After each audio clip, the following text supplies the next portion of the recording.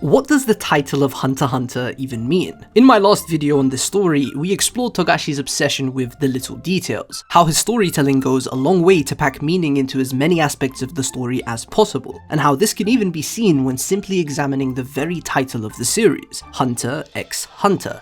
I said the X there even though I usually wouldn't, because it's where a lot of the value is found. The general meaning of the title is pretty easily understood, namely the fact that it references Gon's position within the narrative. A hunter always needs to be on the hunt for something, as a prerequisite of the profession, so to say, and what Gon is hunting is his own father, who also is a hunter. A very easily understood trajectory that takes us to the first meaning of the title, Hunter x Hunter, one hunter hunting another. But I wouldn't be making a video on this if I thought that was all there is to say. I do think there is further significance to the title. As we've seen in his approach to chapter 1, one of the core aspects of Togashi's writing style seems to be this obsession with imbuing his story with dual meanings on every level. Just as the title can be read as a hunter hunting a hunter, the X in the title can just as well be seen as a mirror, in which case it would be Hunter and Hunter, the story of two hunters. Looking at how the narrative has evolved, particularly in the Succession War, this reading of the title most certainly holds true, as both Gon and Kurapika not only share a lot of traits and are treated similarly by the narrative, but their journeys also directly mirror the other.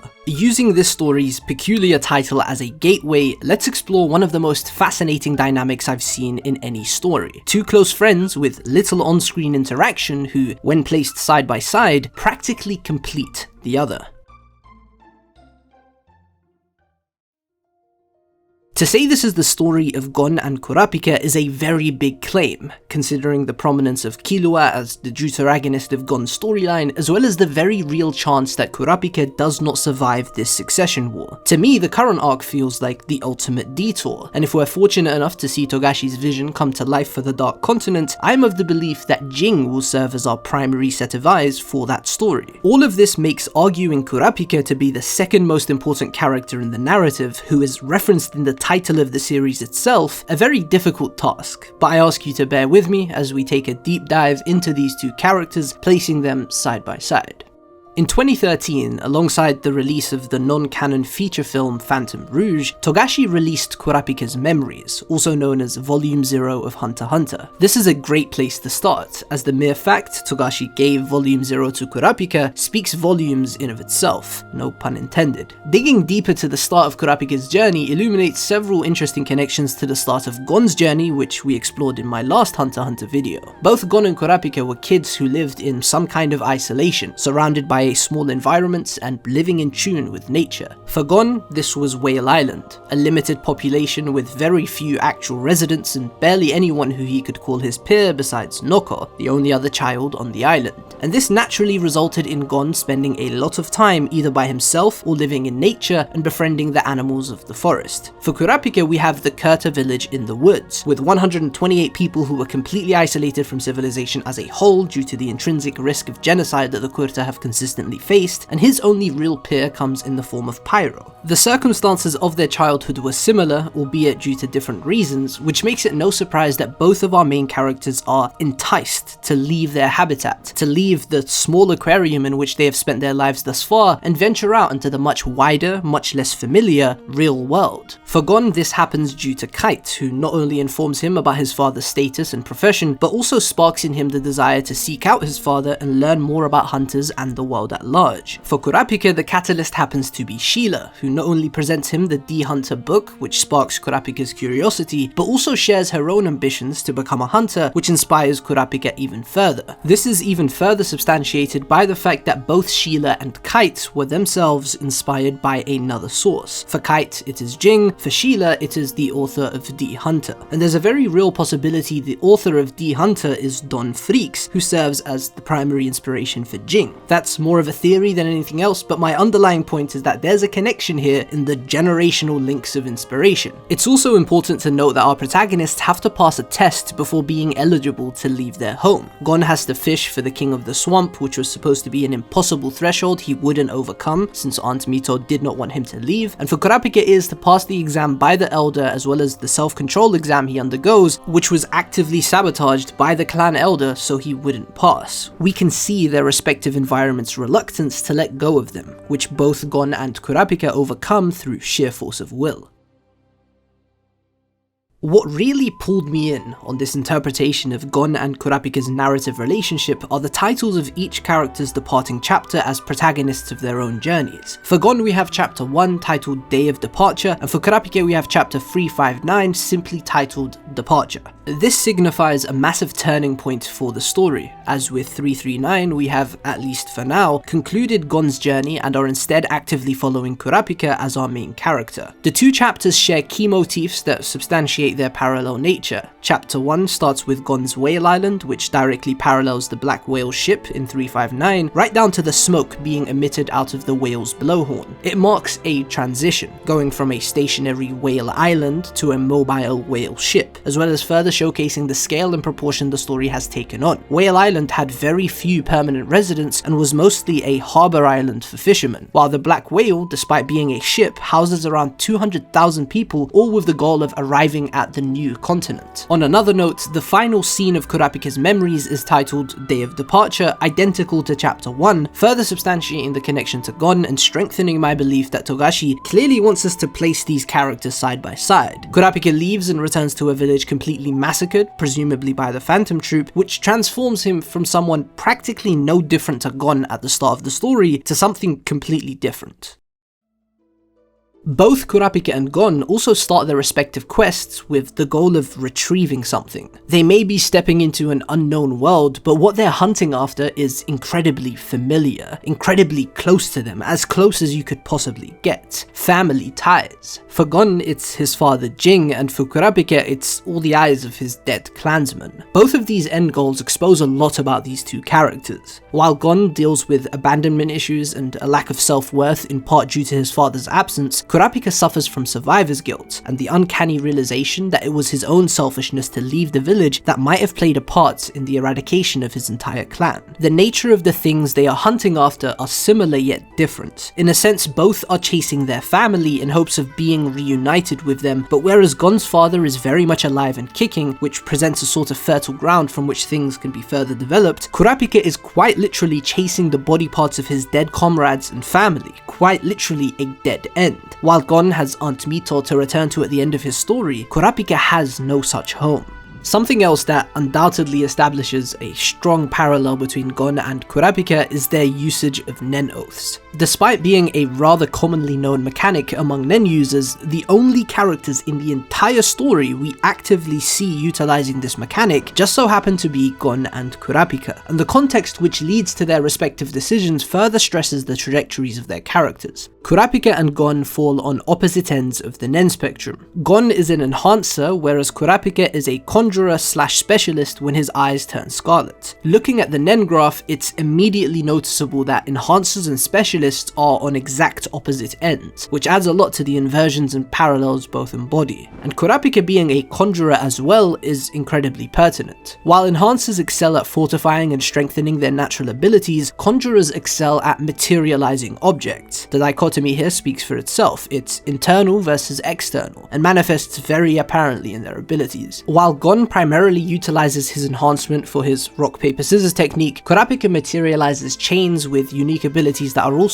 able to enter his enemy's body. This is symbolic of their respective nature. Gon being a rather selfish child who primarily cares about his own desires and follows his whims, whereas Kurapika is far more stoic, an individual burdened by responsibility that has sacrificed his personal dreams and ambitions in the wake of a ultimately self-imposed holy war. The contrast can be summarized as one of selfishness versus altruism. Obviously it's not quite so clear-cut, and there are indeed enough nuances to not view this as a strict categorization but rather as a simple generalization. We know of course that a lot of Gon's actions stem from feelings of inadequacy, something that speaks to how he defines value through the affirmation of others, and we also know that Kurapika's quest is not as selfless as he might personally believe, as it really stems from an innate frustration he has with himself and the world at large. Another interesting piece of this is that both of our main characters are right-handed, which is part part of a larger motif Togashi obsessively follows through on in the manga, and which speaks on their respective trajectories and psyches. I might dedicate a whole video to this train of thought in the future, but for now, if you're interested, check out this thread, which I have linked in the description, written by my good friend NF, who is also the co-writer of this video. Shout out my guy. I also don't think it's a coincidence that both Gon and Kurapika's main rivals are Hisoka and Chrollo respectively, who also complete each other in a similar fashion to Gon and Kurapika. Going back to the Nen Oaths, let's look at the circumstances under which the characters make them. Kurapika stakes his life on the fact that he will solely utilize his major abilities against members of the Phantom Troop, going so far as to wrap a judgment chain around his own heart, ready to kill himself if he breaks the oath. This greatly enhances not only the abilities of his several chains, gives him access to chain jail against the Phantom Troop, but also enhances the density and output of his aura, in combination of course with his scarlet eyes. This makes it so he can bridge the gap between himself and far more experienced, refined fighters such as those of the Phantom Troop. His desire to kill far outweighs his desire to live, and that is why this type of oath with such incredible benefits is even feasible in the first place. As Kurapika himself says, "I'm willing to stake my life on it." The stricter the limitation, the more power your ability will gain from it. In an almost identical fashion, Gon, when faced with the realization that Kite is truly dead and the desire to snuff out Pito's life seeps in, enters an oath with himself that forcibly makes him deplete all the potential of his future to enter a state of absolute power and dominance. We once again see a desire to kill far outweighing the desire to live, and what Gon sacrificed in return is his usage of Nen, with the words marking this being, "I don't care what happens to me, I need all the power I'll ever have." Very blatant parallels here.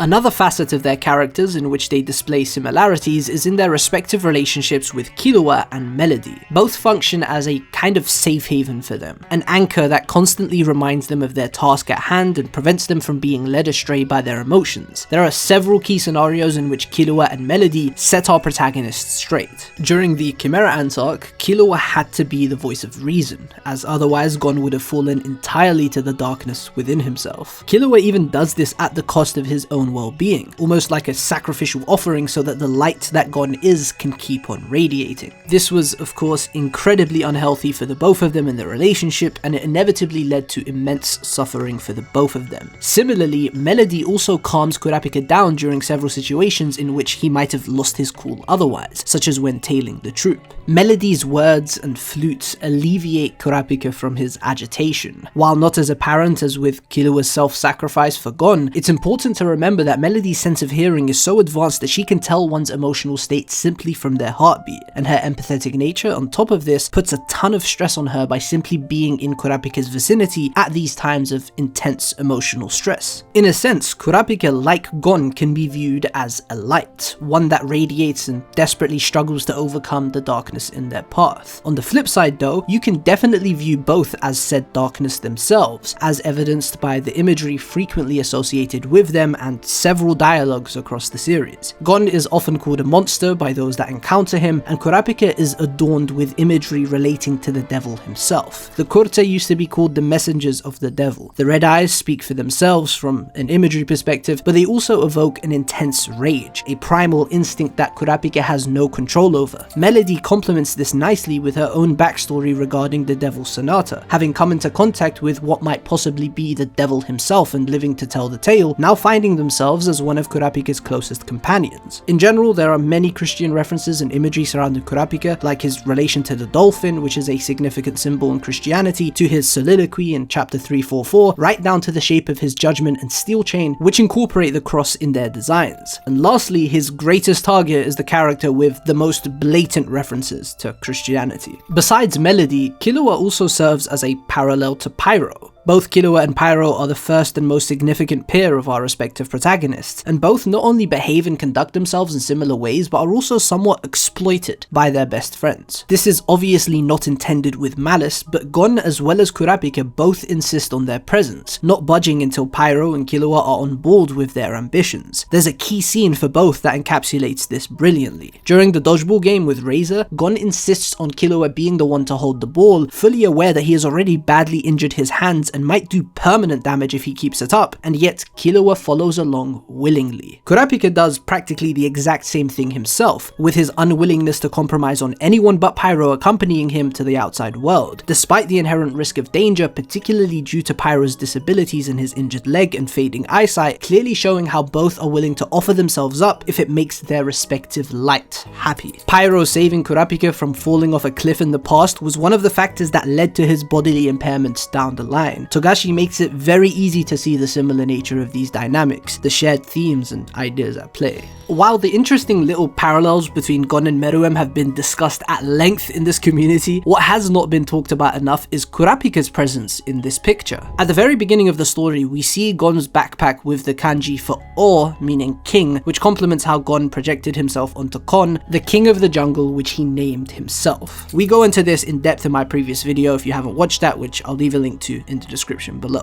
This could also be an allusion to his eventual parallel with Meruem. Gon is also described as light by Killua and various others, whereas Meruem's name means light that illuminates all, which makes for a more obvious tie. But interestingly, Kurapika's name too is related, as the pika in his name is the onomatopoeia for the sound of sparks or glittering. That's where we get Pikachu from. And the kura can mean darkness, his full name invoking the idea of a glint of light in the dark, which is very fitting for his entire character arc and internal conflict. It's also important to note that while all three are titled after royalty, there is a key difference that places Kurapika on an even greater pedestal. Gon and Meruem are kings, but Kurapika is an emperor, a position that reigns supreme above even kings, which very much ties back to the childhood versus adulthood theme we've addressed, as both Gon and Meruem are children, with the latter only being 40 days old at the time of his death. To add to the ties, Queen Oito, or alternatively Prince Wobble, could very much serve as Kurapika's own Komugi, being the person to truly challenge his worldview and enable him to overcome the psychological inhibitions that so deeply tie him to his trauma and, again, self-imposed holy war. Meruem was also a being that had his life's goal more or less programmed into his being. He was conditioned with a single goal to accomplish and a position to fulfill in service of his species, which are descriptors that appropriately describe Kurapika as well, with the main difference coming in that Meruem's purpose was truly an ingrained one, not one that he has imposed upon himself like Kurapika, and therein lies the lesson. Meruem was a born king, and even post-Rose he was someone with a clear purpose befitting of his nature, whereas Kurapika's entire path is dictated by a nauseating purpose that is not aligned with his sense of self, that drenches him in blood and darkness and obscures his light, that does not satisfy him with the gift of connections, but rather suppresses exactly that. It's a path that inches him closer and closer to death by his own choice, as is being shoved down our throats with his extensive use of Emperor Time killing him slowly. What Kurapika's goal and path signify are all the wrong things when considering the messages and lessons of Hunter x Hunter. A goal, as conveyed by Jing, needs to be one that leaves itself open to be superseded, one that doesn't end your aspirations and drive to live once reached, but opens a new path. And sadly, Kurapika's goal is a dead end, a destination that leaves him nowhere to go, no home to go back to. Does collecting the eyes reunite him with his family? Does it settle the pain of losing them, enabling him to move on? Does it do anything to improve his life or circumstances? He's aware of it to some degree, as seen during his monologue in chapter 344, but still in denial about the ultimate vanity of his aspirations. All this is to say, Kurapika and Gon's journeys are similar yet fundamentally different to the point where core facets of their characters feel like direct inversions of the other. They are two sides of the same coin. I don't think it's a coincidence that Gon is a child and Kurapika a young adult, as different ramifications and objectives are explored through their initially similar paths at the ages of 11 and 12 on their respective days of departure. Gon's quest, conduct, and the way he engages with people generally tends to align with the theme of enjoying the detours in the story, as seen through the many distractions on his journey to find his father, as well as the numerous friends and acquaintances he makes along the way. He is constantly learning, growing, with limitless potential as an individual completely disconnected from his core purpose of finding Jing. On the other hand, Kurapika's path is one more so defined by solitude, an obsession that derives him of pleasure. They are both hunters drawn by a single thing, but this manifests in largely different ways given the differences in their approach, because Gon is not as defined by his goal as Kurapika, which enables him to enjoy himself and personally dictate the path he takes. That quote from the first page, the mysterious unknown.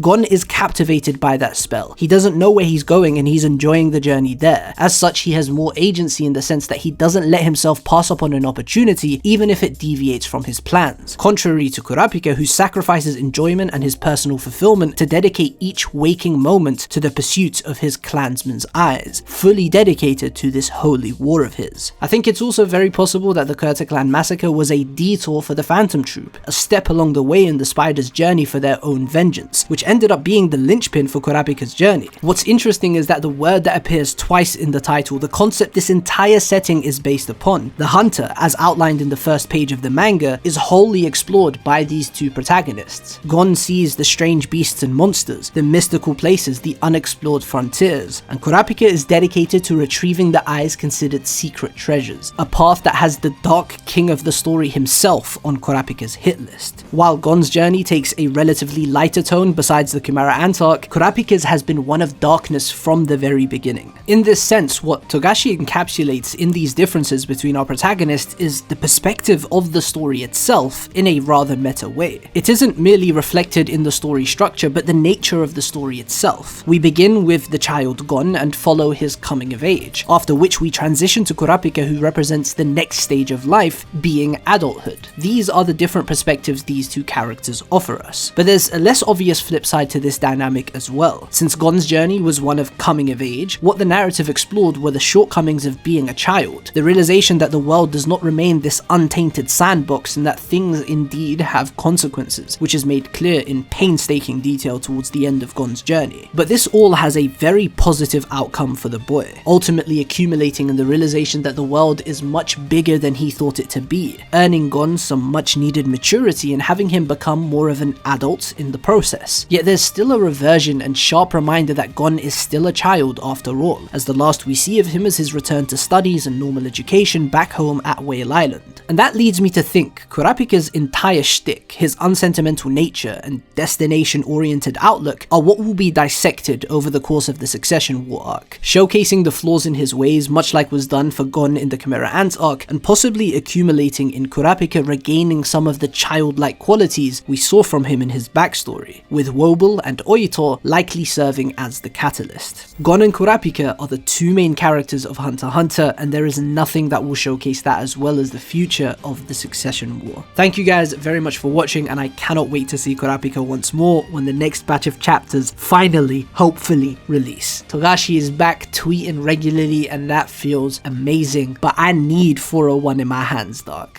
I need that shit.